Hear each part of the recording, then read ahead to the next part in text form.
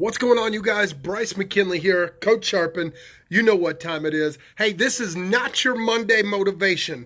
I just posted the same topic and the same header on my personal page, but I wanted to share this with you because it was a little different thought, right? Like, you guys are in this group for virtual wholesaling or just wholesaling real estate in general, looking for tips and techniques. And so I don't like motivational posts as much as I like action steps that give you results, hence the name of my company, REI Results and REI Results Academy and Trusted Results Realty. So here's the deal. Stop projecting into people what you think they need to hear.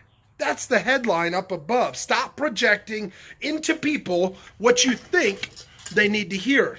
What that might sound like in every situation is going to be different. However, most of the time I know from following you guys, from following other influencers in our business, is that you tend to have conversations when you're negotiating deals that sound like this. Well, it looks like we should probably update this or maybe do this to the house. And so we're going to have to deduct for that.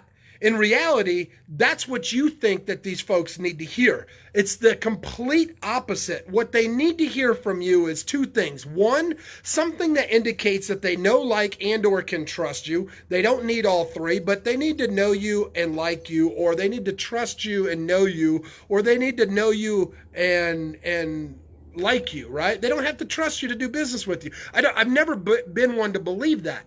But what I do know is this.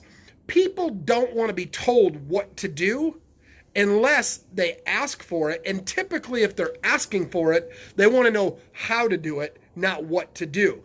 And so if that's the case, you need to stop projecting into people what you think that they need. So if I was to take that same conversation and reframe it, I might ask a better question like, ooh, what happened over here?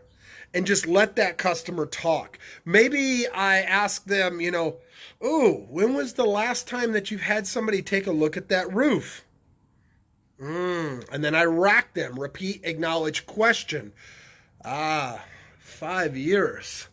So have you had any leaks that you've noticed? Right? So I'm going to ask better questions, in turn, creating a limiting belief. And when they have these limiting beliefs, you become the expert, you become the authority, and you, my friend, can get more deals with larger profits. In the meantime, when you stop projecting into people what you think that they need, they will tend to fall down at your feet and give you everything that you need, whether that's the contract or your wife or child to do the dishes, your son or your husband to do this or do that, whatever it may be.